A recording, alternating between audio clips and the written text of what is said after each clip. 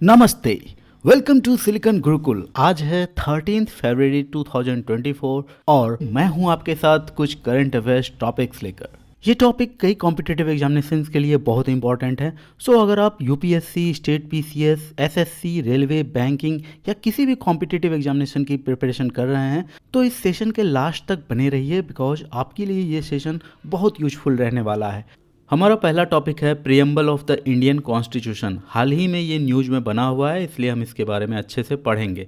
सबसे पहले मैं चाहता हूँ कि एक बार preamble of the Indian constitution को हम पढ़ें। We the people of India having solemnly resolved to constitute India into a sovereign, socialist, secular, democratic republic and to secure all of its citizens justice, social, economic and political, liberty of thought expression, belief, faith and worship, equality of status and of opportunity, and to promote among them all fraternity, assuring the dignity of the individual and unity and the integrity of the nation. In our Constituent Assembly, this 26th day of November 1949, do hereby adopt, enact and to give to ourselves this Constitution. और इसी बात को हिंदी में ऐसे लिखा गया है। हम भारत के लोग भारत को एक संपूर्ण प्रभुत्व संपन्न समाजवादी पंथनिरपेक्ष लोकतंत्रात्मक गणराज्य बनाने के लिए तथा उसके समस्त नागरिकों को सामाजिक, आर्थिक और राजनीतिक न्याय, विचार, अभिव्यक्ति, विश्वास, धर्म और उपासना की स्वतंत्रता, प्रतिष्ठा, अवसर की समता प्राप्त करने के लिए तथा उन सब में व्यक्ति की गरिमा और राष्ट्र की एकता और अखंडता सुनिश्चित करने वाली बंधुता बढ़ाने के लिए दृढ़ संकल्प होकर अपनी इस संविधान सभा में आज तारीख 26 नवंबर 1949 ईस्वी को एतद द्वारा इस संविधान को अंगीकृत, अधिनियमित और आत्मार्पित करते हैं। तो यहाँ हम कह सकते हैं कि हमारे कॉन्स्टिट्यूशन का प्रीएम्बल या फिर प्रस्तावना हमारे कॉन्स्टिट्यूशन का एक इंट्रोडक्शन है। कोई भी स्ट्रेंजर अगर हमारे कॉन्स्टिट्यूशन के प्रीएम्बल को पढ़ता है तो फिर पूरे कॉन्स्टिट्यूशन का एक आइडिया उसे मिल सकता है। यूँ कह लो कि हमारे कॉन्स्टिट्यूशन का जिस्ट, हमारे कॉन्स्टिट्यूशन का सार या फिर हमारे कॉन्स्टिट्यूशन का पूरा निचोड़ हमारे प्रीएम्बल में लिख दिया गया है। अब आइए बात करते हैं करंट अफेयर्स की। प्रीएम्बल ऑफ इंडियन कॉन्स्टिट्यूशन आखिर न्यूज़ में क्यों है, इसे हम करंट अफेयर्स के सेक्शन में क्यों पढ़ रहे हैं? तो हाल ही में सुप्रीम कोर्ट में कुछ पेटिशंस डाले गए थे जिसमें ये दावा किया गया है कुछ लोगों के द्वारा कि सेक्युलर और सोशलिस्ट वर्ड जो लिखे गए हैं हमारे कॉन्स्टिट्यूशन के प्रीएम्बल में, सेक्युलर एंड सोशलिस्ट, ये दो वर्ड नहीं होने चाहिए। क्यों नहीं होने चाहिए तो उसी को हम भी समझेंगे। देखो, सबसे पहली बात जो यहाँ है कि 26 नवंबर 1949 के दिन जब कॉन्स्टिट्यूशन को अडॉप्ट किया गया था, इस प्रीएम्बल को अडॉप्ट किया गया था, तो उस दिन ये दो वर्ड नहीं थे, सोशलिस्ट वर्ड नहीं थे और सेक्युलर वर्ड भी नहीं थे। सेक्युलर वर्ड की बात अगर करें तो कॉन्स्टिट्यूशन में सेक्युलर वर्ड की चर्चा भी की गई थी, लेकिन हमारे बाबा साहेब भीमराव अम्बेडकर जो थे उन्होंने सीधे सीधे इसे खारिज कर दिया था कि नहीं, इंडिया का सेक्युलर नेचर अलग है, सेक्युलर होते हुए भी हम इसे सेक्युलर वर्ड यूज नहीं कर सकते हैं। वो एक अलग टॉपिक हो जाएगा, उसे हम पॉलिटी के लेक्चर में डिटेल में डिस्कस करेंगे। तो सेक्युलर और सोशलिस्ट वर्ड उस समय नहीं थे।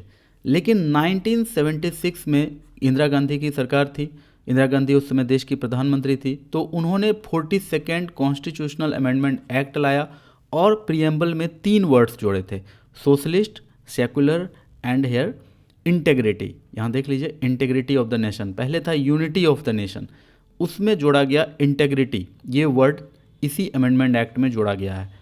तो पेटिशन डालने वालों का ये कहना था कि सिंस यहाँ पर डेट लिखा हुआ है, तो 26 डे ऑफ नवंबर 1949 लिखा हुआ है, तो क्या इस डेट में जिन लोगों ने इसे अडॉप्ट किया था तो उनकी तो सहमति नहीं थी तभी इन दोनों वर्ड्स को लेकर, तो फिर बाद में हम इन दोनों वर्ड्स को कैसे डाल सकते हैं और उस डेट से रेट्रोस्पेक्टिव मैनर में कैसे उसे लागू कर सकते हैं? और सुप्रीम कोर्ट में जस्टिस संजीव खन्ना और दीपांकर दत्ता की एक बेंच ने इस केस को सुनवाई के लिए ले भी लिया है। यहाँ पर उन्होंने ये क्लियर कर दिया है, जस्टिस संजीव खन्ना और दीपांकर दत्ता ने इस बात को क्लियर कर दिया है कि हम इस पर कोई क्वेश्चन नहीं उठा रहे हैं कि प्रीएम्बल को अमेंड किया जा सकता है या नहीं। इसके ऊपर सुप्रीम कोर्ट ने बार बार अपना डिसीजन दे दिया है, वो हम भी देखेंगे इस सेशन में कि सुप्रीम कोर्ट ने टाइम टाइम पर क्या डिसीजन दिया है प्रीएम्बल को लेकर।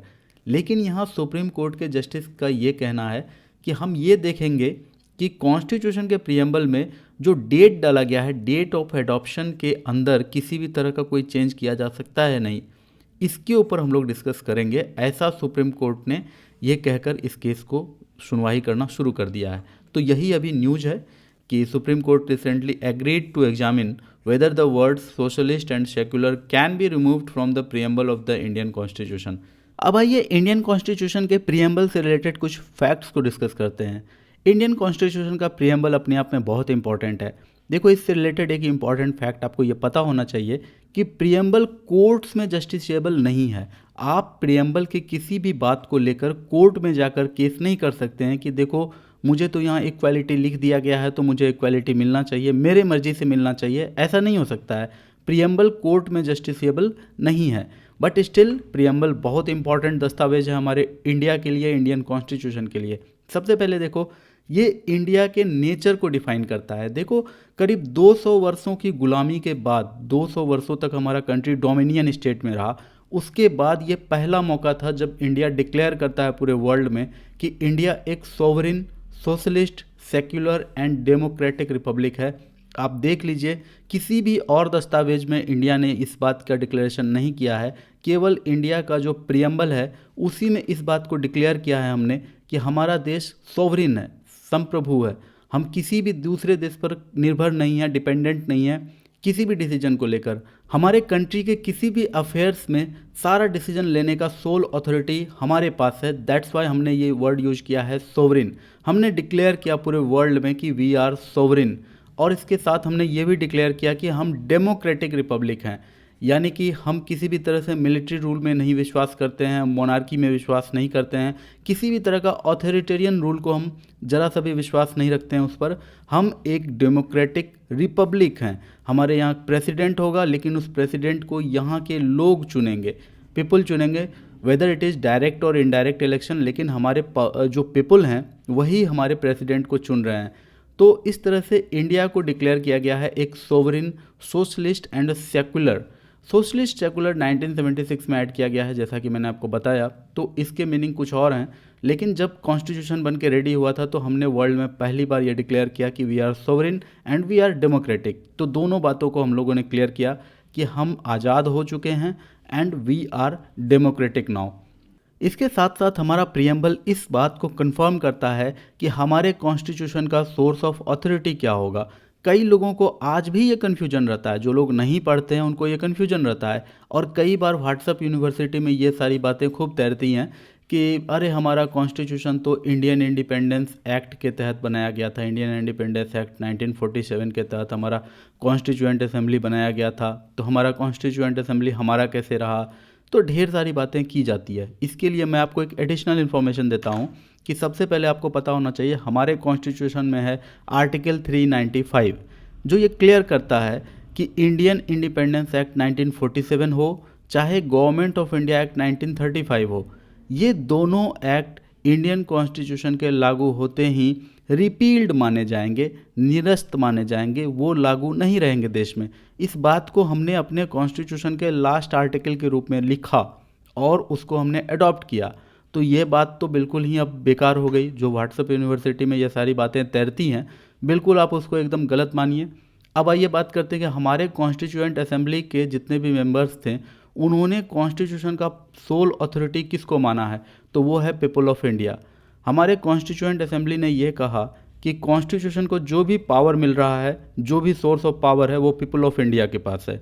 यानी कि कॉन्स्टिट्यूएंट असेंबली में जो भी लोग थे वे सारे के सारे इंडियंस थे, चाहे जैसे भी चुन कर आए, लेकिन वो देश के अलग अलग हिस्सों से सिलेक्ट होकर, नॉमिनेट होकर या इलेक्ट होकर आए। ठीक है। इसके साथ साथ हमारा जो कॉन्स्टिट्यूशन है आज के डेट में भी, उसमें किसी भी तरह का अमेंडमेंट की जानी है तो वो कोई बाहर से दूर 7 समुंदर पार दूर बैठा हुआ कोई राजा या रानी हमारे कॉन्स्टिट्यूशन को चेंज नहीं कर सकता है। हमारे द्वारा चुने गए जो भी एमपी हैं, लोकसभा में हैं या फिर राज्यसभा में हैं, तो वो ही इसे अमेंड कर सकते हैं। इसलिए कहा जा रहा है कि कॉन्स्टिट्यूशन का पावर या फिर सोर्स ऑफ अथॉरिटी है पीपल ऑफ इंडिया। अब बात करते हैं कॉन्स्टिट्यूशन के ऑब्जेक्टिव्स पर, यानी कॉन्स्टिट्यूशन के क्या क्या लक्ष्य हैं। तो हमारे कॉन्स्टिट्यूशन का एक लक्ष्य है कि एक दिन भारत को एक ऐसा देश बन जाना है जहां हर लोगों को जस्टिस सिक्योर हो पाए, हर एक नागरिक के पास लिबर्टी हो, इक्वालिटी हो। याद रखना, लिबर्टी, इक्वालिटी, जस्टिस, ये सारी बातें हमारा गोल है, हमारा प्रेजेंट स्टेट नहीं है, अभी वर्तमान स्थिति नहीं है। हमारा गोल है कि हम एक दिन इक्वालिटी को अचीव कर लेंगे, हमारा गोल है कि हम जस्टिस को अचीव कर लेंगे। ये हमेशा याद रखना। कुछ लोग बोलते हैं कि अरे जब इक्वल हो गया सब कुछ तो फिर रिजर्वेशन क्यों है। अरे भैया, रिजर्वेशन तो उस दिन खत्म हो जाएगा ना जिस दिन हम अपने गोल को अचीव कर लेंगे। ये कॉन्स्टिट्यूशन का गोल है कि हमें इक्वल हो जाना है एक दिन, और उसके लिए पूरा प्रयास अभी से करना है, ठीक है। तो justice, liberty, equality for all citizens, और लोगों के बीच में जो भी सिटीजन्स हैं उनके बीच में भाईचारा को प्रमोट करना, ये हमारे कॉन्स्टिट्यूशन का ऑब्जेक्टिव है। साथ साथ जो पूरा हमारा देश है, राष्ट्र है, नेशन की यूनिटी और इंटेग्रिटी को मेंटेन करना, उसे इंश्योर करना, इस कॉन्स्टिट्यूशन का एक ऑब्जेक्टिव है। और साथ साथ ये कॉन्स्टिट्यूशन इस बात को भी डिक्लेयर करता है कि हमने अपने कॉन्स्टिट्यूशन को अडॉप्ट कर लिया है, और उसका डेट भी यहाँ लिखा गया है 26 नवंबर 1949। दैट्स वाई कॉन्स्टिट्यूशन का प्रियम्बल इतना इंपॉर्टेंट हो जाता है। अब आइए प्रियम्बल से रिलेटेड कुछ हिस्टोरिकल फैक्ट्स देख लेते हैं। तो आप सब जानते हैं कि 9 दिसंबर 1946 ये डेट है जिस दिन कॉन्स्टिट्यूएंट असेंबली यानी संविधान सभा की पहली मीटिंग हुई थी, और दिसंबर 13 1946 के दिन पंडित जवाहरलाल नेहरू ने कॉन्स्टिट्यूएंट असेंबली में ऑब्जेक्टिव रिजोल्यूशन इंट्रोड्यूस किया, और जनवरी 22 1947 के दिन कॉन्स्टिट्यूएंट असेंबली ने इस ऑब्जेक्टिव रेजोल्यूशन को अडॉप्ट किया। ये ऑब्जेक्टिव रेजोल्यूशन था क्या? ये एक्चुअली कुछ एक कंसेप्ट था, गाइडिंग प्रिंसिपल्स था या फिलोसॉफी था, जिसके अकॉर्डिंग हमारा कॉन्स्टिट्यूशन को बनाया जाना था, हमारे कॉन्स्टिट्यूशन को ड्राफ्ट किया जाना था। तो कॉन्स्टिट्यूशन के ड्राफ्टिंग से पहले ही ऑब्जेक्टिव रेजोल्यूशन लाया था जिसमें कुछ कंसेप्ट और फिलोसॉफी और प्रिंसिपल्स लिखे गए थे, और ये पंडित जवाहरलाल नेहरू ने इंट्रोड्यूस किया था। तो ये बिल्कुल आपको अच्छे से याद रहना चाहिए। और जब हमारा कॉन्स्टिट्यूशन बन के तैयार हो गया तो इसी ऑब्जेक्टिव रेजोल्यूशन को थोड़ा रिवाइज कर एक नया रूप दिया गया, एक नया शेप दिया गया, जिसे आज हम इंडियन कॉन्स्टिट्यूशन का प्रियम्बल कहते हैं। तो हमेशा याद रखना कि इंडियन कॉन्स्टिट्यूशन के प्रियम्बल का अपना एक हिस्ट्री है, ये ऐसे ही नहीं लिख दिया गया था। सिंस जब हमारा कॉन्स्टिट्यूशन बन रहा था तो ऑब्जेक्टिव रेजोल्यूशन एक इम्पॉर्टेंट दस्तावेज था, तो उसको हम यूं ही नहीं जाने देना चाहते थे, उसे इंडियन कॉन्स्टिट्यूशन का प्रियम्बल बनाकर हमने रख लिया। बात करें प्रियम्बल के इन्फोर्सिएबिलिटी की, तो कोर्ट में ये नॉन इन्फोर्सिएबल है। कोर्ट में इसके किसी भी सेंटेंस को लेकर आप वहाँ दलील नहीं रख सकते हैं, क्योंकि ये क्लियर कर दिया गया है कि कोर्ट में ये इन्फोर्स नहीं हो सकता है, क्योंकि प्रियम्बल में जो भी बातें लिखी गई है उससे रिलेटेड उसका पूरा डिटेल्ड एनालिसिस, उसका पूरा एक्सप्लेनेशन कॉन्स्टिट्यूशन के भीतर आर्टिकल्स में लिखा गया है। तो आर्टिकल्स को लेकर आप कोर्ट में कुछ केस लड़ सकते हैं, लेकिन प्रियम्बल के बेसिस पर नहीं लड़ सकते हैं। तो इतनी बातें आपको पता होनी चाहिए। सेवरल टाइम्स सुप्रीम कोर्ट में ऐसे कई सारे केसेस आते हैं जिसमें सुप्रीम कोर्ट प्रियम्बल को लेकर अपना इंटरप्रिटेशन देता है। तो उसमें दो केस बहुत ही इंपॉर्टेंट है जिसमें प्रियम्बल के हम स्टेटस को समझ सकते हैं। पहला केस हो जाता है बेरूबारी केस, और दूसरा होता है केशवानंदा भारती केस। तो बेरूबारी केस जो 1960 का ये केस है बहुत ही इंपॉर्टेंट है। इसे ऐसे समझो, आप सबको पता है जहाँ आज बांग्लादेश है वहाँ पहले ईस्ट पाकिस्तान हुआ करता था, और उसके वेस्ट में हमारा इंडिया हुआ करता था। बीच में एक एरिया इस तरह का पड़ गया था जिसका कुछ भाग इंडिया में था और कुछ भाग बांग्लादेश में था। तो हम इसको, इसी एरिया को कहते हैं बेरूबारी, और इसी को लेकर एक कन्फ्लिक्ट था इंडिया और पाकिस्तान के बीच में। पाकिस्तान का कहना था कि ये पूरा एरिया मेरा है, इंडिया का कहना था कि मेरा है, और 1947 से लेकर 1958 तक ये प्रॉब्लम कन्फ्लिक्ट चलता रहता है। 1958 में नेहरू नून एग्रीमेंट होता है, नेहरू नून एग्रीमेंट, और उस एग्रीमेंट में दोनों पार्टी इस बात को तैयार हो जाते हैं कि ये जो पूरा एरिया है इसको हाफ हाफ बांट लिया जाए। और जैसे ही ये बेरूबारी रीजन के हाफ हाफ बंटवारे की बात शुरू होती है तो देश भर से अलग अलग ओपिनियन आने लगते हैं। बात सुप्रीम कोर्ट में चली जाती है, और सुप्रीम कोर्ट में जो विपक्षी उस समय लोग थे, जो सरकार के विरोध में थे, जो ये कह रहे थे कि नहीं पूरा बेरूबारी ही इंडिया का है, तो इस तरह का बॉर्डर बनना चाहिए। उधर पाकिस्तान में ऐसे बॉर्डर बनाने के लिए बोला जा रहा था। तो यहाँ पर गवर्नमेंट के विपक्ष में जो लोग गए थे सुप्रीम कोर्ट में, उनका क्या दलील था? उनका ये कहना था कि इंडियन प्रीएम्बल को पढ़िए। इंडियन प्रीएम्बल में दो वर्ड है, यूनिटी एंड इंटेग्रिटी, ये दो वर्ड है, ये प्रीएम्बल में लिखा हुआ है। अब इन दोनों वर्ड्स के रहते हुए आप इंडिया के किसी भी पार्ट को कैसे तोड़कर दूसरे देश में दे सकते हैं। आई एम सॉरी, यहाँ इंटीग्रिटी वर्ड उस समय नहीं था, ये आज के कंटेक्स्ट में मैंने कह दिया इंटीग्रिटी आज है, उस समय यूनिटी था। तो यूनिटी की बात हमारे प्रियम्बल में कही गई है, तो फिर हम कैसे कोई भी पार्ट काट कर दूसरे देश को दे दें। इसको लेकर सुप्रीम कोर्ट में केस हुआ, कई साल 2 वर्षों तक केस चला, 1958 से ये केस चालू हुआ था। इसमें कई सारे दलील सुने गए सुप्रीम कोर्ट के द्वारा, बाद में फिर जजमेंट भी आया। जजमेंट जो आया उसको जाने दो, यहाँ हाफ हाफ बंटवारा ही हुआ और आर्टिकल 368 को इम्पोज करना पड़ा था, तो वो एक अलग मैटर है। हमें यहाँ क्या समझना है, सुप्रीम कोर्ट ने यहाँ इंडियन प्रियम्बल को लेकर अपना कुछ जजमेंट दिया। अपना जजमेंट इंडियन प्रियम्बल को लेकर ये कहा सुप्रीम कोर्ट ने कि प्रियम्बल है हमारे कॉन्स्टिट्यूशन का इंट्रोडक्शन। अगर हमारे कॉन्स्टिट्यूशन के मेकर्स का, यानी कि कॉन्स्टिट्यूएंट असेंबली के जो भी मेंबर्स थे, उनके माइंड को रीड करना है, अगर आपको ये देखना है कि उनके माइंड में क्या चल रहा था कॉन्स्टिट्यूशन को लिखते हुए, तो फिर आप प्रियम्बल को पढ़ें। एक लाइन में आपको पता चल जाएगा कि पूरा का पूरा कॉन्स्टिट्यूएंट असेंबली के जो भी मेंबर्स थे वो किस माइंड के थे, उनका माइंडसेट क्या था। ठीक है, लेकिन इससे यानी प्रियम्बल को कॉन्स्टिट्यूशन का पार्ट कंसीडर नहीं किया जाएगा। याद रखना, बेरूबारी केस 1960 में इस बात को कहा गया कि प्रियम्बल कॉन्स्टिट्यूशन का पार्ट नहीं है। तो ऑफ कोर्स जब नहीं है तो फिर ये इन्फोर्सिएबल भी नहीं है किसी कोर्ट ऑफ लॉ में। तो ये बेरूबारी केस से रिलेटेड सुप्रीम कोर्ट का इंटरप्रिटेशन था। अब आइए बात करते हैं केशवानंदा भारती केस के बारे में। सबसे पहले इसके डिसीजन का डेट आप जान लीजिए, ये था 24 अप्रैल 1973। तो इस डेट के दिन केशवानंदा भारती केस का जजमेंट आता है। 13 जजेस बेंच था, तो आप समझ सकते हैं कि ये कितना इंपॉर्टेंट हो जाता है। और इसी जजमेंट में बेसिक स्ट्रक्चरल डॉक्ट्रिन को इस्टेब्लिश किया गया, जिसे आज कहा जाता है कि अगर हमारे इंडियन कॉन्स्टिट्यूशन का कोई सेवियर है, कोई रक्षक है, तो वो है बेसिक स्ट्रक्चरल डॉक्ट्रिन। तो ये एक अलग मुद्दा है, हम यहाँ प्रियम्बल की बात कर रहे हैं। तो केशवानंदा भारती केस में इस बात को कहा गया कि प्रियम्बल को कॉन्स्टिट्यूशन का पार्ट समझा जाए।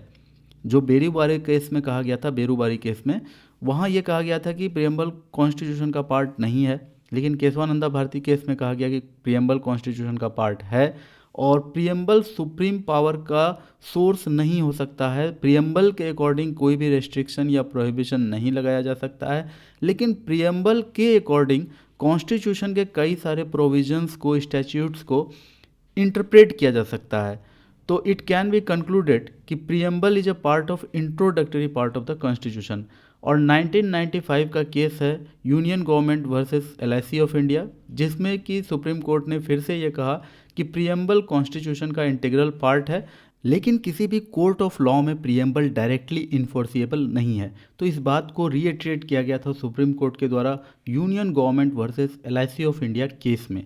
अब आइए अमेंडमेंट की बात करें अगर, तो 1976 में 42nd अमेंडमेंट एक्ट लाया गया था और यहाँ 3 words socialist, secular and integrity को प्रियम्बल में ऐड किया गया था। यहाँ आपको बता दूं कि पहले ही केशवानंदा भारती केस में इस बात को कह दिया गया था कि जो प्रियम्बल है हमारा, वो कॉन्स्टिट्यूशन का एक पार्ट है। सिंस वो कॉन्स्टिट्यूशन का एक पार्ट है, दैट्स वाई 368 के अकॉर्डिंग उसे भी अमेंड किया जा सकता है without disturbing the basic structure of the constitution. यहाँ एक और फैक्ट हमें जान लेना चाहिए, क्योंकि यहाँ बार बार हम 26 नवंबर 1949 की बात किए हैं, तो एक बात आपको पता रहना चाहिए। आर्टिकल 394 ऑफ द कॉन्स्टिट्यूशन ये कहता है कि आर्टिकल 394 और इसके साथ साथ आर्टिकल 5, 6, 7, 8, 9, 60, 324, 367 एंड 379, इतने सारे आर्टिकल्स 26 नवंबर 1949 के दिन से ही लागू हो जाएंगे। याद रखना, इसको छोड़कर जितने आर्टिकल्स बच जाते हैं हमारे कॉन्स्टिट्यूशन में, वे सारे आर्टिकल 26 जनवरी 1950 के दिन लागू हुए थे, जिसको कि हम रिपब्लिक डे के रूप में सेलिब्रेट करते हैं। लेकिन ये कुछ ऐसे आर्टिकल्स हैं जो 26 नवंबर 1949 के ही दिन लागू हो गए थे, क्योंकि 26 जनवरी 1950 के दिन हमारे पूरे कॉन्स्टिट्यूशन को लागू होने के लिए ये ज़रूरी था कि पहले से ये आर्टिकल्स लागू रहें। तो इस तरह से हमारा कॉन्स्टिट्यूशन इस डेट के दिन लागू होता है और हमारा कंट्री एक रिपब्लिक बनता है। That was the topic. I hope you like the topic. हमारा नेक्स्ट टॉपिक है क्वांटम इंटरनेट। आप सब जानते हैं कि इंटरनेट का मीनिंग होता है नेटवर्क ऑफ इंटरकनेक्टेड कंप्यूटर्स। ये सबको पता है। उसी तरह से क्वांटम इंटरनेट क्या होता है, तो network of interconnected quantum computers. तो न्यूज में ये क्यों है, क्योंकि रिसेंटली स्टोनी ब्रुक यूनिवर्सिटी के फिजिसिस्ट्स के टीम ने क्वांटम इंटरनेट को लेकर कुछ अपना डेमोन्स्ट्रेशन किया है। उन्होंने रूम टेम्परेचर क्वांटम मेमोरीज को एम्प्लॉय किया है और इस तरह से एक foundational quantum network measurement perform किया है। अब ये टेक्निकल लैंग्वेज में जो भी कुछ है उसको जाने देते हैं। फिलहाल आपको ये पता होना चाहिए कि क्वांटम इंटरनेट अगर ठीक से अपने एग्जिस्टेंस में आता है तो प्रेजेंट ये करंट इंटरनेट सिस्टम जो हम आज यूज कर रहे हैं उसके द्वारा जितने सर्विसेज और सिक्योरिटीज प्रोवाइड की जाती है उससे several times more services and more security हम क्वांटम इंटरनेट में प्राप्त कर पाएंगे। क्वांटम इंटरनेट के द्वारा कई सारे क्वांटम स्टेट्स इंटेंगलमेंट को क्रिएट किया जा सकता है, प्रोसेस किया जा सकता है एंड ट्रांसमिट किया जा सकता है। यहाँ एक बात आपको पता होनी चाहिए कि quantum internet current internet system जो हम यूज कर रहे हैं उसे रिप्लेस नहीं करने जा रहा है। करेंट इंटरनेट सिस्टम अच्छे से चलता रहेगा, अभी कम से कम नियर 50 ईयर्स तो अच्छे से ये चलेगा। साथ साथ क्वांटम इंटरनेट सिस्टम भी ये चलेंगे और क्वांटम इंटरनेट सिस्टम को कुछ स्पेसिफिक टाइप्स ऑफ प्रॉब्लम्स को सॉल्व करने के लिए ही यूज किया जाएगा। और याद रखना ये जहाँ तक बात है इसके यूज की, तो मैक्सिमम चांस है कि इसका यूज सिर्फ रिसर्च तक लिमिटेड रहेगा और बहुत हद तक डिफेंस एंड सिक्योरिटी के लिए ये लिमिटेड रहेगा। जो क्वांटम इंटरनेट होता है इसे हैक करना या वही बात है कि यहाँ सिक्योरिटी बहुत अधिक होती है क्वांटम इंटरनेट में। दैट्स वाई क्वांटम इंटरनेट की इतनी सारी रिसर्च हो रहे हैं। क्वांटम कंप्यूटर्स की बात करें तो आपको नॉर्मल कंप्यूटर्स और क्वांटम कंप्यूटर्स के बीच में कुछ डिफरेंस पता होने चाहिए। नॉर्मल कंप्यूटर्स जो होते हैं वो 0 या 1 के सिग्नल पर चलते हैं।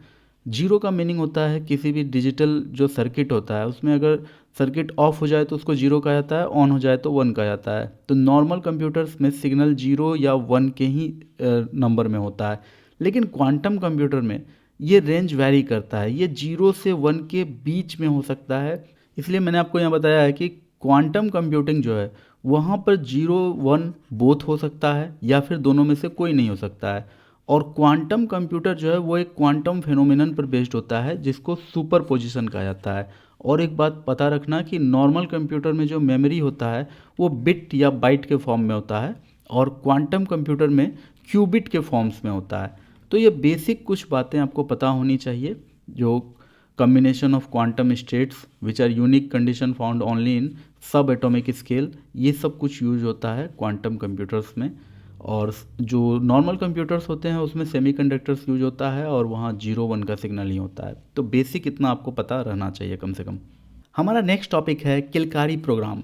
किलकारी कहा जाता है छोटे बच्चे, जो बेबी साउंड होता है ना उसको किलकारी कहा जाता है हिंदी में।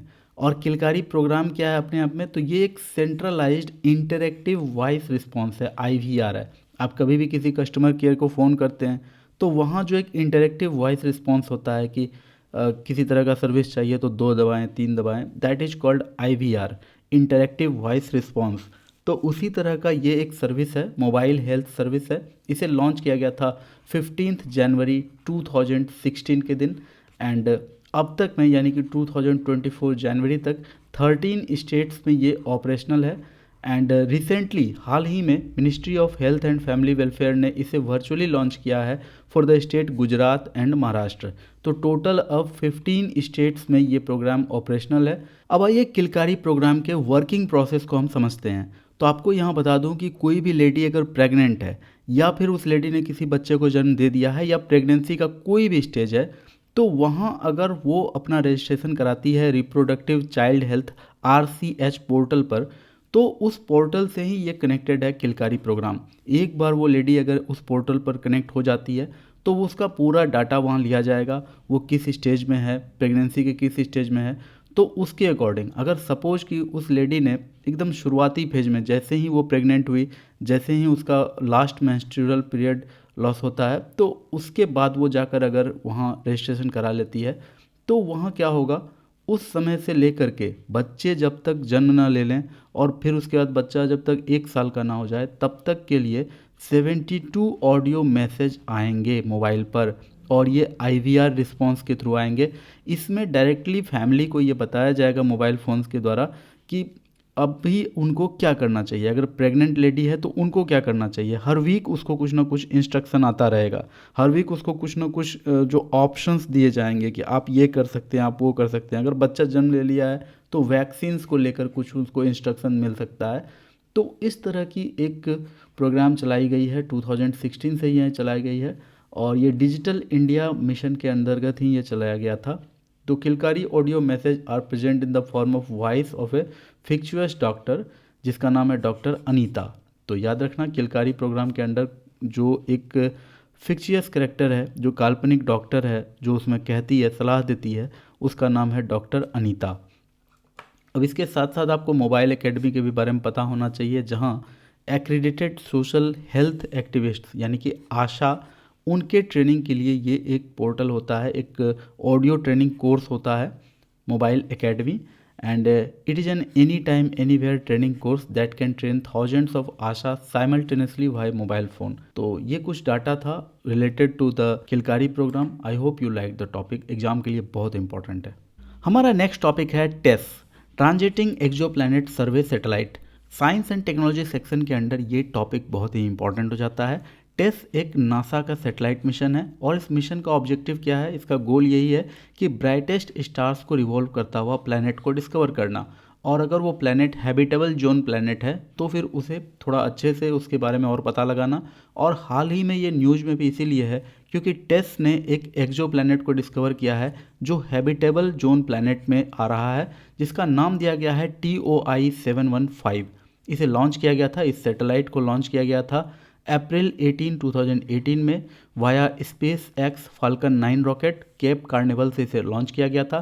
इसके बारे में एक और बात आपको पता होना चाहिए कि इस सैटेलाइट से पहले ऐसा ही कुछ काम केपलर स्पेस टेलीस्कोप द्वारा किया जाता था, जिसे 2009 में लॉन्च किया गया था। और केपलर स्पेस टेलीस्कोप ने करीब 10 इयर्स तक सक्सेसफुली अपना काम किया और उसी का फॉलो अप मिशन है टेस। यानी कि केपलर स्पेस टेलीस्कोप ने बहुत अच्छे से काम किया, तो अब तो समय बढ़ गया है, टेक्नोलॉजी आगे जा चुकी है, तो उसका एक प्रो वर्जन भेजा जाना था। तो केपलर स्पेस टेलीस्कोप का प्रो वर्जन है टेस। टेस का काम क्या है, तो वो अर्थ को एक हाई अर्थ ऑर्बिट में रिवॉल्व करता है, चारों ओर अर्थ के घूमता है, और इसे इस तरह से अर्थ के चारों ओर इंक्लाइन किया गया है इस सैटेलाइट टेस को कि ये किसी भी तरह का ऑब्स्ट्रक्शन फील नहीं कर पाए, इसे किसी भी तरह का ऑब्स्ट्रक्शन नहीं मिले, चाहे मून इसके बीच में ना आए, ना ही कोई और प्लैनेट जो सोलर सिस्टम के प्लैनेट्स हैं, एस्टेरॉइड्स हैं, वो कुछ भी इसके लाइन ऑफ साइट में ना आए। और इसकी जो काम करने का जो पूरा मेथड है वो इतना प्रिसाइज है, इतना कट एज टेक्नोलॉजी है इसमें कि मात्र 2 ईयर के प्राइमरी मिशन में, तो हमेशा याद रखना कि ये जो टेस्ट है इसका प्राइमरी मिशन 2020 तक का था, यानी कि 2 ही वर्ष के लिए इसे भेजा गया था। और अभी जो 2024 में ये काम कर रहा है तो ये इसका एक्सपेंडेड मिशन है। तो ये 2 ईयर के प्राइमरी मिशन में करीब 2 lakh nearest stars, brightest stars को स्कैन कर चुका है, करीब 2100 प्लानिटरी कैंडिडेट्स और 66 कंफर्म एक्सो प्लैनेट्स को ये डिस्कवर कर चुका है और स्काई के 75% पार्ट को इमेजिंग कर चुका है। और अब तक टेस्ट के द्वारा जितने भी प्लैनेट्स डिस्कवर किए गए हैं उनमें एक डाइवर्सिटी देखा जाता है। इससे पता चलता है कि हमारे गैलेक्सी में जो प्लैनेट्स हैं उसमें एक गजब की डाइवर्सिटी है। उनमें स्मॉल प्लैनेट्स है, रॉकी वर्ल्ड्स है, जाइंट प्लैनेट्स हैं, तो अलग अलग तरह के प्लैनेट्स हैं। टेस कैसे एक्सो प्लैनेट्स को फाइंड करता है, कैसे सर्च करता है, तो सपोज यहाँ टेस है, इसको डायग्राम में समझो, ज़्यादा अच्छे से समझ में आएगा। ये टेस है, ये टेलीस्कोप है हमारा, ये अर्थ को रिवॉल्व कर रहा है, लेकिन कहीं दूर सोलर सिस्टम से बाहर दूर हमें अपने ही गैलेक्सी में अगर एक स्टार को इसने लोकेट कर लिया कि वहाँ एक स्टार है, और सपोज उस स्टार को ऑर्बिट करता हुआ एक प्लैनेट है, जैसे ही ये प्लैनेट यहाँ आएगा ना तो इस स्टार की ब्राइटनेस थोड़ी सी डिम हो जाएगी, और फिर जैसे जैसे ये प्लैनेट अपने रास्ते में आगे बढ़ेगा, इस स्टार को ऑर्बिट करेगा, इस स्टार की अपनी ब्राइटनेस डिम होने लगेगी, और एक टाइम आएगा कि ये प्लैनेट घूमते घूमते यहाँ आ जाएगा और वापस फिर अपने ऑर्बिट में चला जाएगा। तो लाइन ऑफ साइट से जब प्लैनेट हट जाएगा तो जो ब्राइटनेस है वो फिर से ठीक हो जाएगी, ब्राइटनेस पहले जैसी हो जाएगी। तो उस पूरे ब्राइटनेस के कम होने से और ब्राइटनेस के अधिक होने से, और ये जो प्लैनेट है उसके वो कितना टाइम लगा उसे यहाँ पर ब्राइटनेस पूरी ख़त्म होने या आने में, तो पूरा पूरा कैलकुलेशन ये टेलीस्कोप करता है। उसी के आधार पर यह तय करता है कि इस प्लैनेट की साइज़ क्या है, इस प्लैनेट का रिवोल्यूशन टाइम क्या है, ऑर्बिट टाइम क्या है, रोटेशन टाइम क्या है, ये सब कुछ ये पता लगा लेता है। तो ये है टेस्ट के काम करने का तरीका। आई होप आपको अच्छे से समझ में आया होगा। हमारा नेक्स्ट टॉपिक है Nitish device. Science and technology section के अंडर ये एक इम्पॉर्टेंट टॉपिक हो सकता है, खासकर बीपीएससी या बिहार के एग्जामिनेशन के लिए ये इम्पॉर्टेंट हो सकता है, क्योंकि इसे Bihar state disaster management authority ने लॉन्च किया है और इसका फुल फॉर्म है novel initiative technological intervention for safety of human lifes, Nitish. तो पूरा दिख रहा है कि ये अपने आप में एक एक्रोनिम है एंड ये एक पेंडेंट शेप्ड टेक्नोलॉजी है और यहाँ स्पीकर लगा हुआ है। इसमें क्या होता है कि टाइमली अलर्ट्स मिलेंगे। ये अगर कोई किसान अपने पास रखता है या कोई व्यक्ति अपने पास रखता है तो उसे टाइमली अलर्ट्स मिलते रहेंगे कि लाइटनिंग या फ्लड्स या हीट वेव्स या कोल्ड वेव्स को लेकर जो अलर्ट होते हैं वो इस पर उसे मिलेंगे। इसे डेवलप किया गया है Indian Institute of Technology Patna के द्वारा और ये डिवाइस कनेक्टेड रहेगा हमेशा बिहार मेट्रोलॉजिकल सर्विस सेंटर से and real time and accurate weather related alerts इसमें इंश्योर किए जाएंगे। तो ये चार्ज कैसे होगा ये पेंडेंट? तो बॉडी के हीट से, जो व्यक्ति इसे पहनेगा अपने गले में या कलाई पर, तो उस व्यक्ति के बॉडी हीट से ये चार्ज हो जाएगा। इतना एनर्जी एफिशिएंट रहेगा and considering the challenges faced by farmers device is water proof. तो ये भी अपने आप में एक बहुत अच्छी बात है। तो नीतीश डिवाइस एक बहुत ही इंपॉर्टेंट टॉपिक रहेगा, खासकर बिहार के स्टूडेंट्स के लिए। On this note I conclude the topic. Hope you like the video. Thanks for watching.